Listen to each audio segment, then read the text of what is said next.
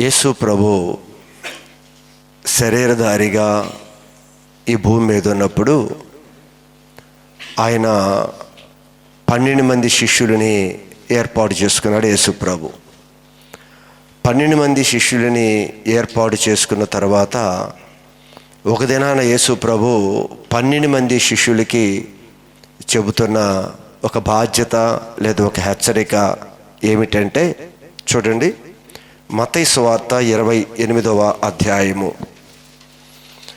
మత్తయి సువార్త 28వ అధ్యాయము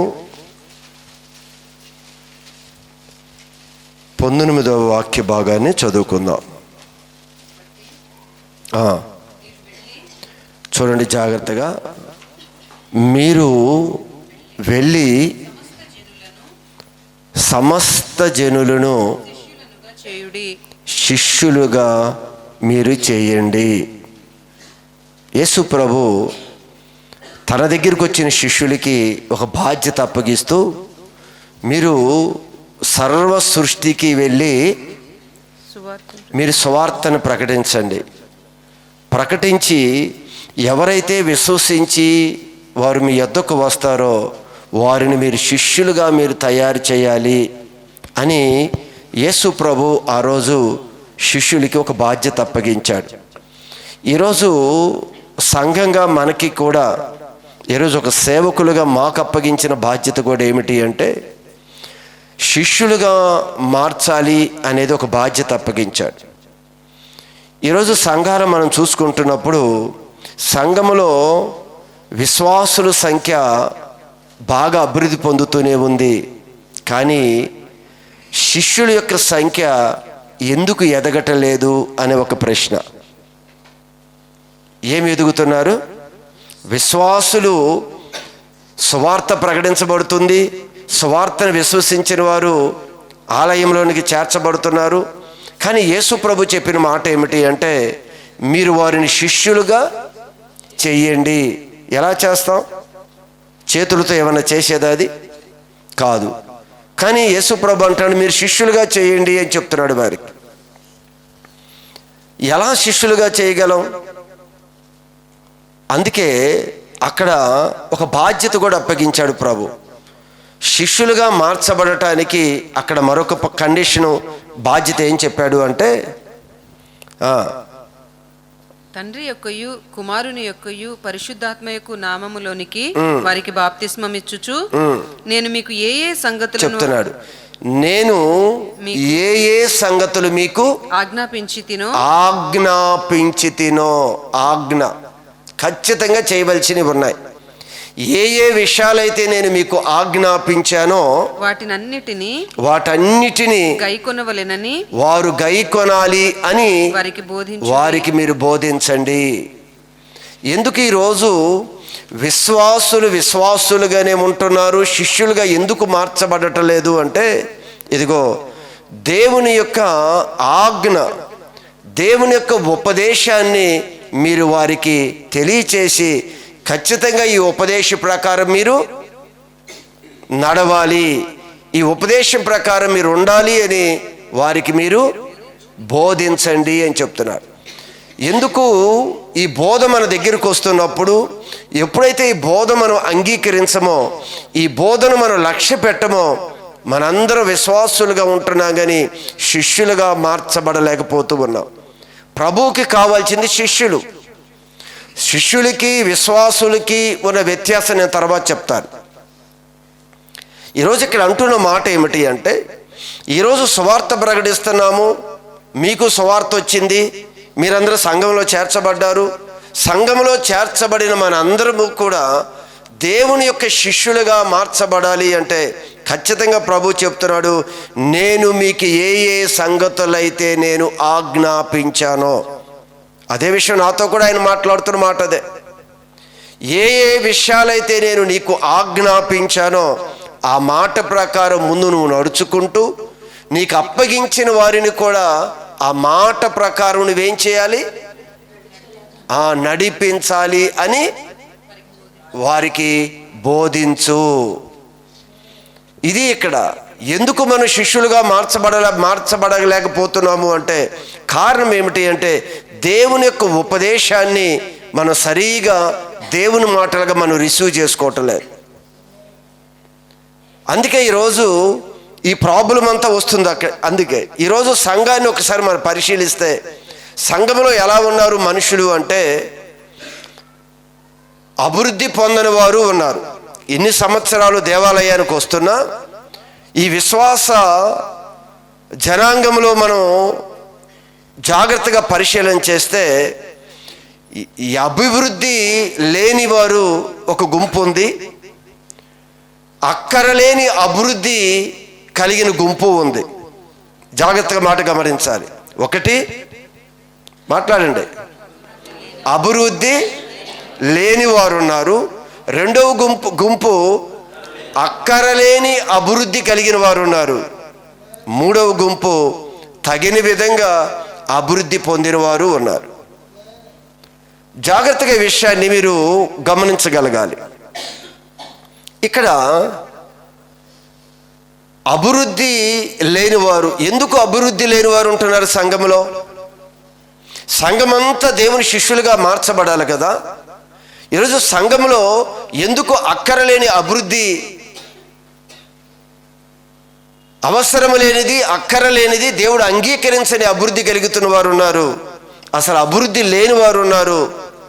దేవుడు అనుకున్న అభివృద్ధిలో ఉన్నవారు కూడా ఉన్నారు. మీరు జాగ్రత్తగా మీరు గమనించగలిగితే ఎందుకు అభివృద్ధి లేని వ్యక్తులు మనకు కనిపిస్తున్నారు అంటే ఒకసారి మీరు బైబిల్ గ్రంథాన్ని చూడండి. కొరింథీయులకు రాసిన మొదటి పత్రిక 3వ అధ్యాయము 1వ వాక్య భాగం. ఇక్కడ దైవ సేవకుడు కొరింథీ సంఘములో ఉన్న విశ్వాసులతో మాట్లాడుతూ ఉన్నాడు. పౌలు గారికి కూడా దేవుడు ఒక బాధ్యత అప్పగించాడు. పౌలు గారు కూడా ఏం చేయాలి? వీళ్ళందరినీ శిష్యులుగా మార్చాలి. అయితే ఈ కొరింథీ సంఘంతో ఈ దైవ సేవకుడు మాట్లాడుతున్న మాట ఏమిటి అంటే, సహోదరులారా ఆత్మ సంబంధులైన మనుష్యులతో మాట్లాడినట్లు నేను మీతో మాట్లాడలేకపోతున్నాను. చూశారా ఎంత విచారకరమైన మాట? చూశారా? దైవ సేవకుడు అంటున్నాడు, మీరు ఇన్ని దినాలు దేవాలయానికి వస్తున్నారు కదా, ఆత్మ సంబంధులు అయిన వారితో మాట్లాడినట్లుగా నేను మీతో మాట్లాడలేకపోతున్నాను. ఎందుకంటే మీరు ఆత్మ సంబంధులుగా లేరు అనేది ఇక్కడ విషయాన్ని తెలియజేస్తూ ఉన్నారు. ఈరోజు దేవాలయంలోకి వచ్చిన మనందరం కూడా ఆత్మ సంబంధులుగా మార్చబడాలి కదా. అయితే ఇక దైవ సేవకుడు కొరింథీ సంఘంలో ఉన్న విశ్వాసులతో మాట్లాడుతూ ఉన్నాడు. సహోదరులారా, ఆత్మ సంబంధులైన మనుషులతో మాట్లాడినట్లుగా నేను మీతో మాట్లాడలేకపోతేని. శరీర సంబంధులైన మనుషులే అనియు క్రీస్తునందు ఇంకా పసిబిడ్డలే అనియు నేను మీతో మాట్లాడవలసి వచ్చింది. ఎలా ఉన్నారంట సంఘం? పసిబిడ్డలే. ముందే ఏం మాట్లాడారు అక్కడ? శరీర సంబంధులుగానే ఉన్నారంట. వీరు ఎదగని వారు, వీరందరూ కూడా సంఘంలో ఉన్నారు, బాప్తిసం తీసుకున్నారు, ప్రభు బలలో పాల్గొంటున్నారు, అన్నీ చేస్తున్నారు, కానీ వీరు ఎదుగుదల లేనివారు. అదే నేను చెప్పింది మీకు, అభివృద్ధి లేనివారు. వీరు సంఘంలోనే ఉన్నారు కానీ అభివృద్ధి లేదు.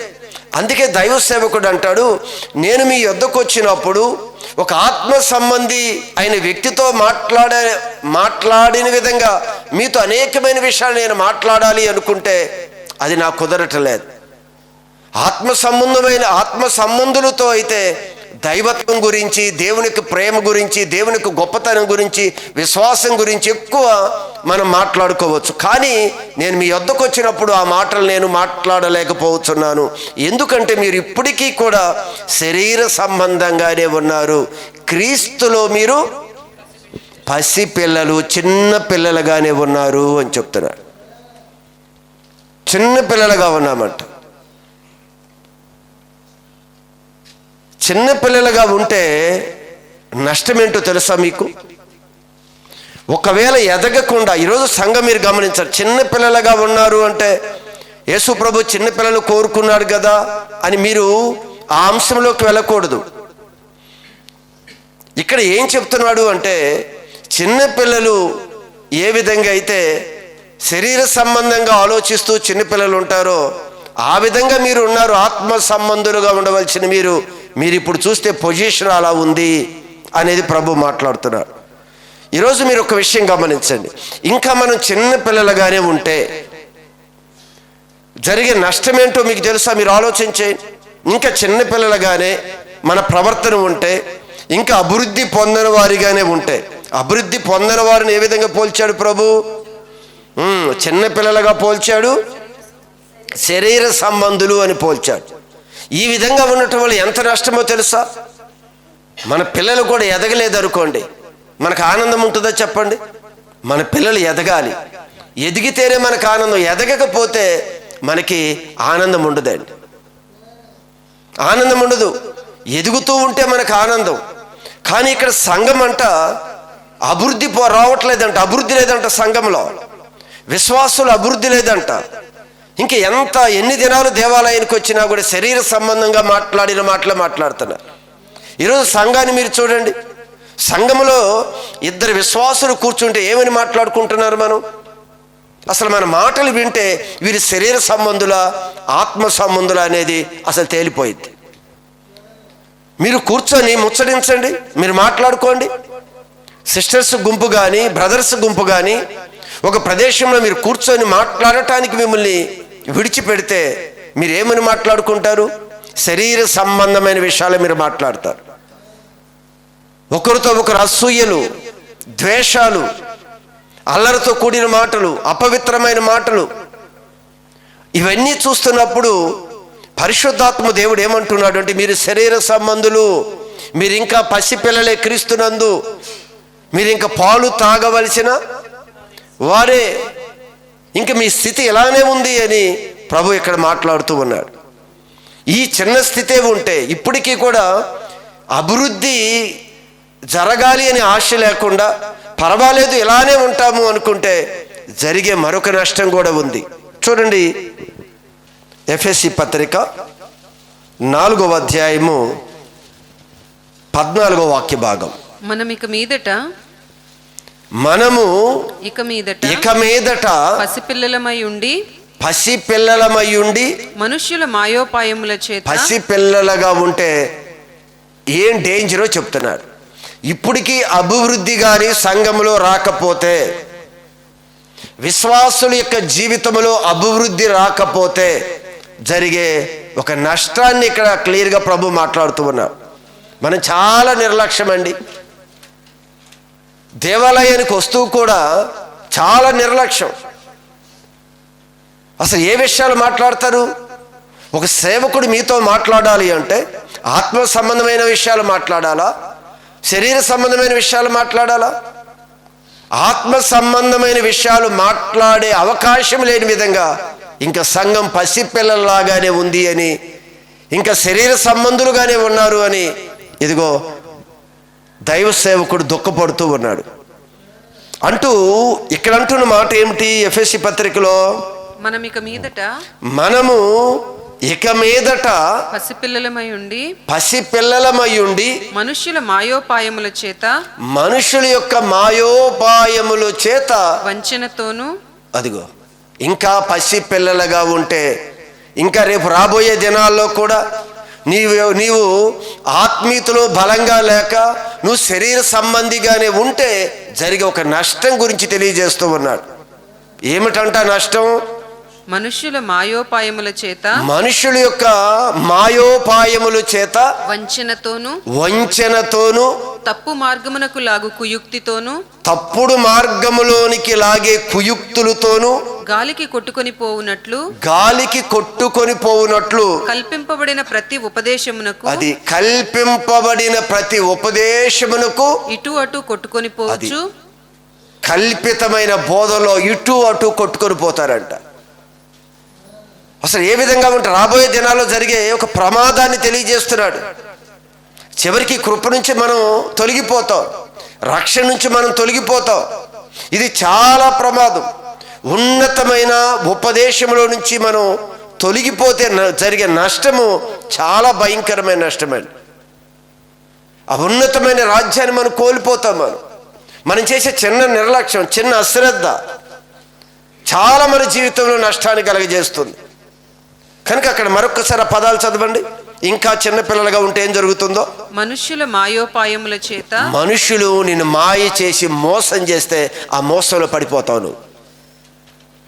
వంచనతోను, వంచన, తప్పు మార్గమునకు లాగు కుయుక్తితోను, అది తప్పు మార్గములోకి లాగే కుయుక్తులతో నేను తప్పుడు మార్గంలోకి తీసుకొని వెళ్ళిపోతాడు. నీకు సత్యం తెలియకపోతే ఏం చేస్తారో తెలుసా, అసత్యము నేను ఈడ్చుకొని వెళ్ళిపోతుంది. నీకు వాక్యం కానీ నీకు అర్థం కాకపోతే, దేవుడు ఉపదేశము ప్రభు ఏం మాట్లాడుతున్నాడో నీకు అర్థం కాకపోతే, ఈ కుయుక్తి కలిగిన మాటలు ఇవన్నీ కూడా తెలియకుండానే మనల్ని లోకంలోకి ఈడ్చుకొని వెళ్ళిపోతాయి. నువ్వు అనుకుంటావు నేను బలవంతుని, నేను జ్ఞానిని, నేను చదువుకున్నాను, నాకు అన్నీ తెలుసు అనుకుంటావు. నీవు ఆత్మీయతలో ఎదగకపోతే జరిగే భయంకరమైన నష్టానికి ఎవరు కూడా అతీతులం కాదు, అందరిని కూడా అది ఈడ్చుకొని వెళ్ళిపోతుంది.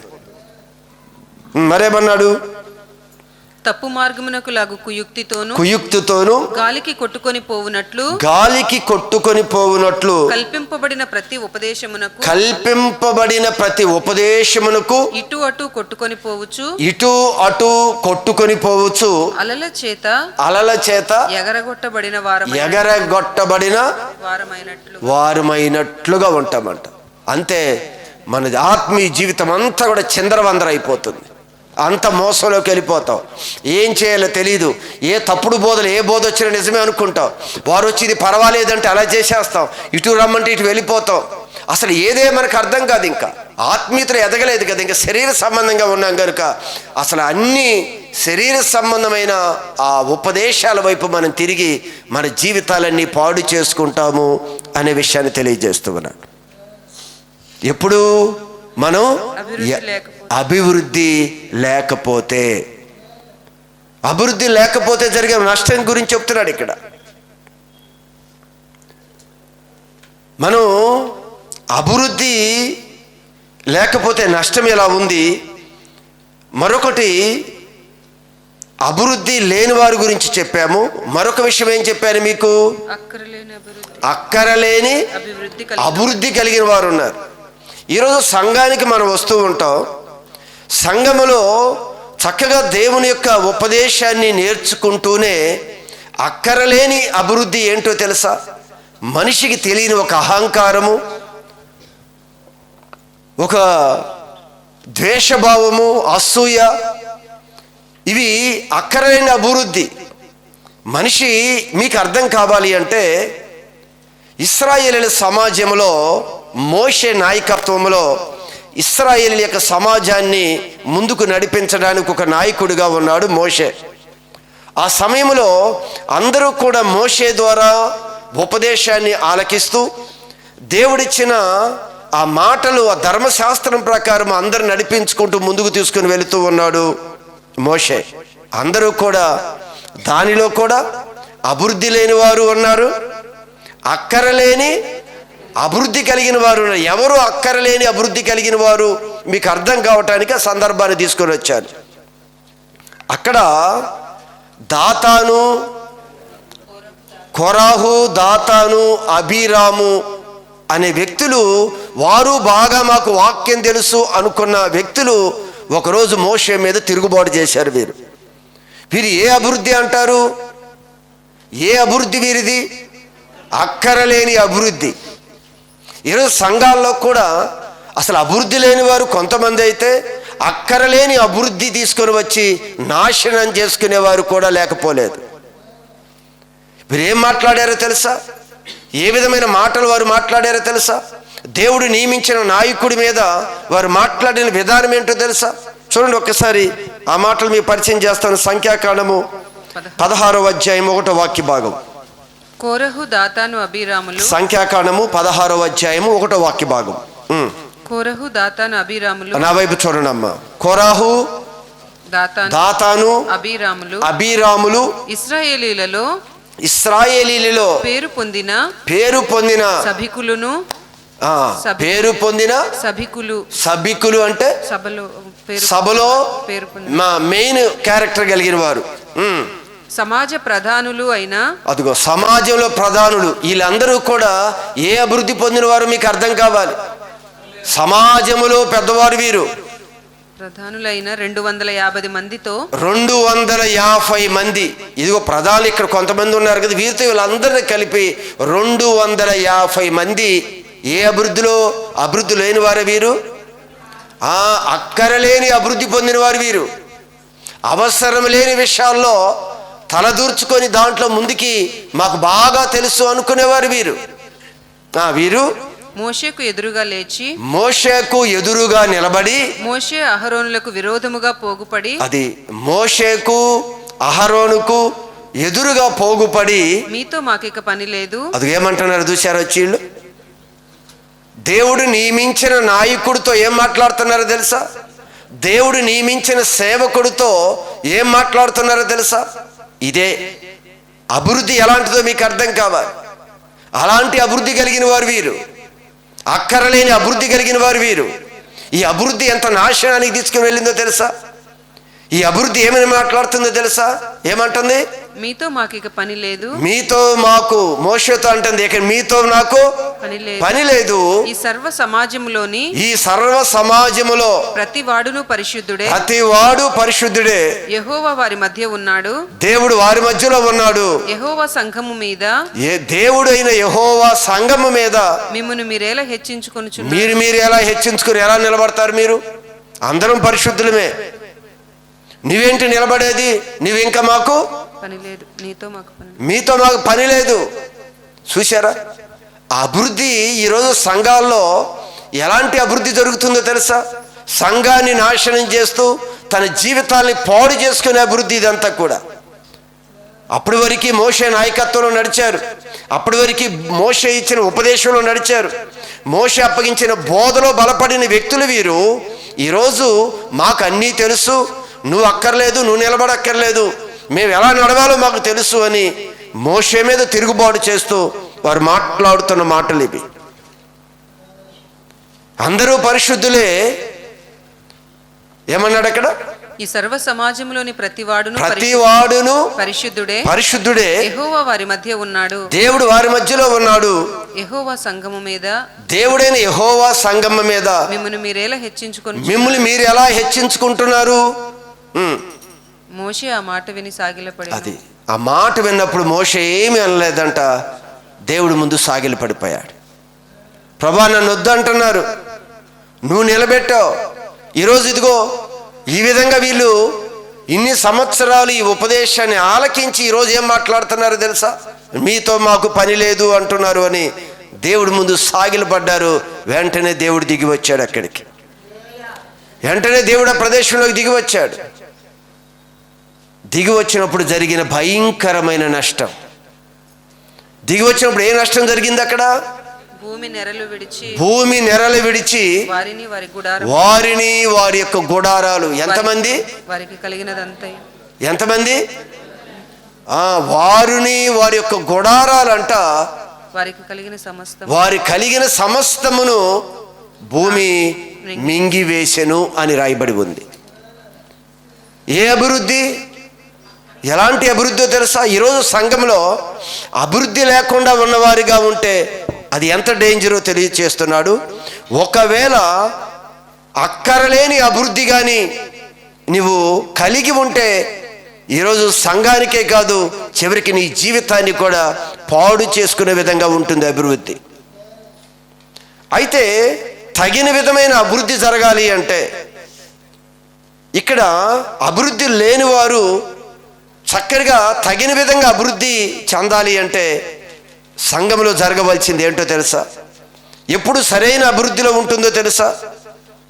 ఎప్పుడు అభివృద్ధి లేని వారు చక్కని అభివృద్ధిలోనికి రావాలి అంటే సంఘములో వాక్య ఉపదేశము ఎక్కువగా ఉండాలి.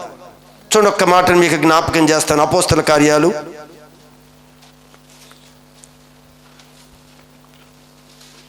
6వ అధ్యాయం 7వ వాక్య భాగం. అపోస్తుల కార్యాలు 6వ అధ్యాయం 7వ వాక్య భాగం. దేవుని వాక్యము ప్రబలమై శిష్యుల సంఖ్య యెరూషలేములో బహుగా విస్తరించెను. శిష్యుల సంఖ్య బహుగా విస్తరించాలి అంటే సంఘములో ఏం జరగాలి? దేవుని వాక్యము ప్రబలం అవ్వాలి. ప్రబలటం అంటే విస్తరించాలి. దేవుని వాక్యము ఎక్కువగా విస్తరించాలి సంఘంలో. అందుకే అంటున్నాడు కదా, సమయము దొరికిన కొలది మీరు సమాజంగా కూడుకొని దేవుని యొక్క వాక్యాన్ని మీరు ఆలకించాలి. ఈరోజు నువ్వు అభివృద్ధి పొందాలి అంటే, ఒక విశ్వాసి శిష్యుడిగా మార్చబడాలి అంటే సంఘములో దేవుని యొక్క వాక్యం విస్తారంగా సంఘములో ఉపదేశం జరగాలి. నువ్వు దేవుని వాక్యం ముందుకు రావాలి, ఎక్కువ వాక్య సహవాసం చేయాలి, ఎక్కువ వాక్యం చదవాలి, ఎక్కువ దేవుడితో నువ్వు గడపగలిగినప్పుడే ఇదిగో చిన్న పిల్లవాళ్ళుగా ఉన్న మనము ఇదిగో బలమైన ఆహారం తినే వ్యక్తులుగా మార్చబడాలి. ఈరోజు పౌలు గారు వారు బలమైన ఆహారం పెట్టాలని వచ్చాడు. తీరా వస్తే వారు చిన్నపిల్లలుగా ఉన్నారు కనుక వాళ్ళకి పాలు ఇచ్చుకొని పెంచుతున్నాడే కానీ బలమైన ఆహారం పెట్టడానికి వారు ఆ విధమైన వయసులోనికి ఎదగలేదంట. మంచి బలమైన ఆహారం పెట్టాలని వచ్చాడు దైవ సేవకుడు. తీరా వస్తే వారు ఎలా ఉన్నారు? పసి పిల్లల వరే ఉన్నారు కనుక అక్కడ అంటాడు వారినంట పాలతోనే నేను పాలతో మిమ్మల్ని చదవండి ఒకసారి. పాలతో మిమ్మల్ని పెంచి తిని గాని అప్పటిలో మీకు బలము చాలకపోయినందున అప్పటిలో మీకు బలము చాలకపోయినందున పాలతోనే మిమ్మల్ని పెంచి తిని గాని అన్నముతో మిమ్మల్ని పెంచలేదు. ఏం పెడతారన్న? ఎదిగితే కదా అరాయించుకునేది, అరుగుదల. ఈ వయసుని బట్టి పెరిగితేనే మంచి ఆహారం పెంచుకుంటూ వెళ్ళిపోతాం. ఎదగలేదు. అందుకే పౌలు గారు సంఘం దగ్గరికి వెళ్ళినప్పుడు వారు చూడగానే వారందరూ శరీర సంబంధులుగా ఉన్నారు కానీ ఆత్మ సంబంధులుగా కనిపించలేదంట. అందుకే ఆత్మ సంబంధమైన విషయాలు మీకు చెప్పటం నాకు కుదరలేదు. మీరు చిన్నపిల్లలు కనుక ఏదో విశ్వాసం ఉంచండి, దేవుడి మీద నమ్మకం ఉంచండి, అలాంటి విషయాలు చెప్పుకుంటూ ఆ పాలు తాగే విధంగా వారిని బలపరిచారు. నూతనంగా వచ్చిన వారికి ఏం చెప్తాం? ప్రభు యందు విశ్వాసం ఉంచమ్మా, దేవుడు ఆ కార్యం చేస్తాడు, అవే కదా, అవే చెప్పుకుంటూ పెంచాడు. కానీ బలమైన ఆహారాన్ని పెట్టలేకపోవటానికి కారణం ఏమిటి అంటే వారందరూ కూడా చిన్నపిల్లలుగా ఉంటే ఇదిగో ఎలాంటి డేంజరో రాబోయే దినాల్లో చిన్నపిల్లలుగా ఉంటే ఎన్నో మోసాల మధ్య ఆత్మీయ జీవితాన్ని అంతా కూడా పాడు చేస్తుంది. అందుకు ఈరోజు సంఘములో శిష్యుల సంఖ్య ప్రబలాలి అంటే ఖచ్చితంగా సంఘంలో ఏముండాలి? దేవుని వాక్యము ప్రబలాలి, దేవుడి వాక్యం ఎక్కువ కావాలి. అందుకే మీరు సమయము దొరికినప్పుడల్లా దేవుడి వాక్యం కొరకు మీరు పరిగెత్తుకుంటూ రావాలి. సమయం దొరికితే దేవుని వాక్యాన్ని మీరు ధ్యానించాలి, దేవునికి ఉపదేశం దగ్గరికి రావాలి. మనం దేవుళ్ళో బలవంతులుగా కావాలి అంటే ఖచ్చితంగా దేవుని వాక్యము మనల్ని ఉన్నతమైన స్థితికి తీసుకొని వెళుతుంది. అదే కాకుండా అపోస్తుల కార్యాల్లోనే 5వ అధ్యాయం చూడండి, 5:28. అపోస్తుల కార్యాలు 5వ అధ్యాయము 28వ వాక్య భాగం. ప్రధాన యాజకుడు వారిని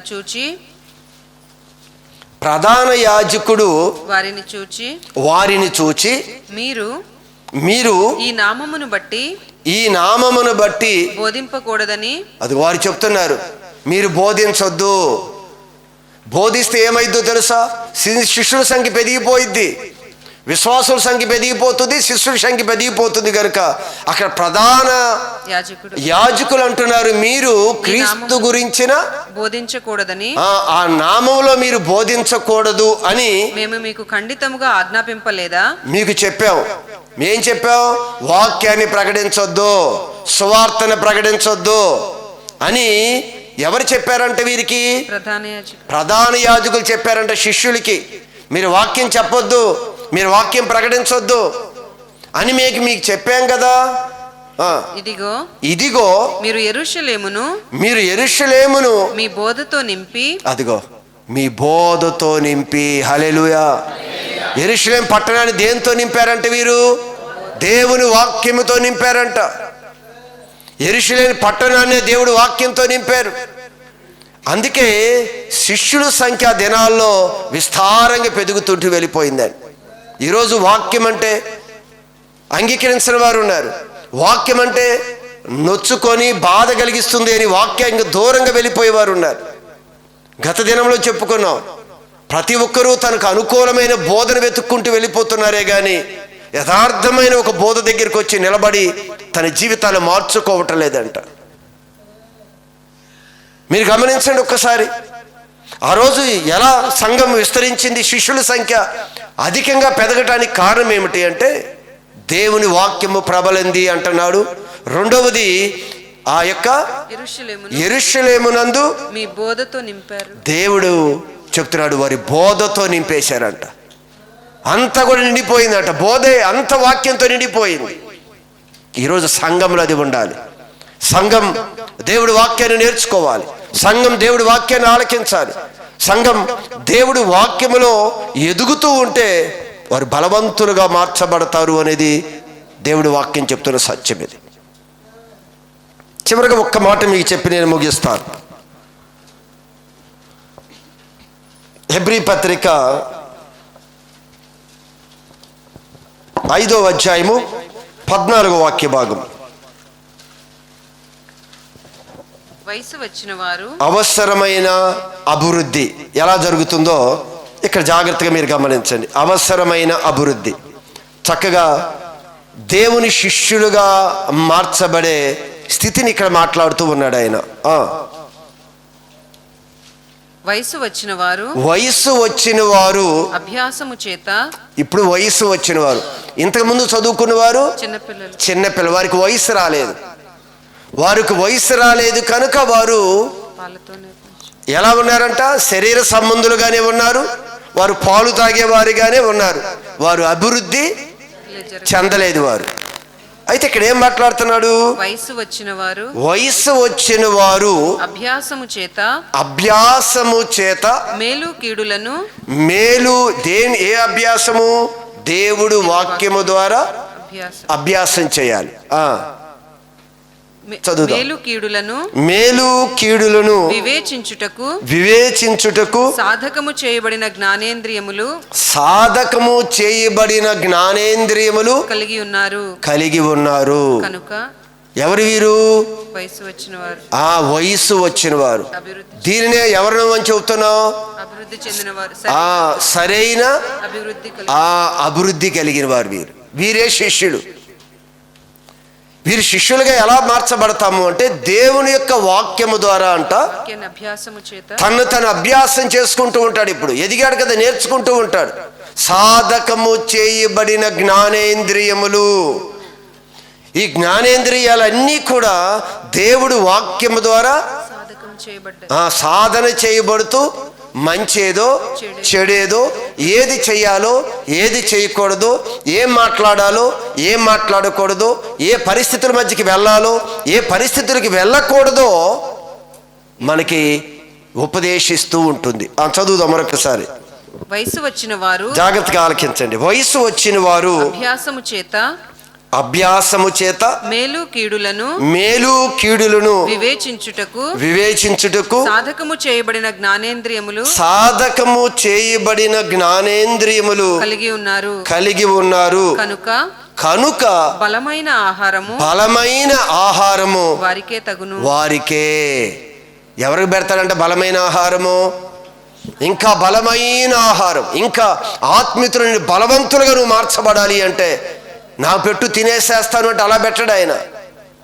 నీవు కూడా దేవుడు వాక్యము ద్వారా ఏం చేయబడాలి? సాధకము చేయబడాలి,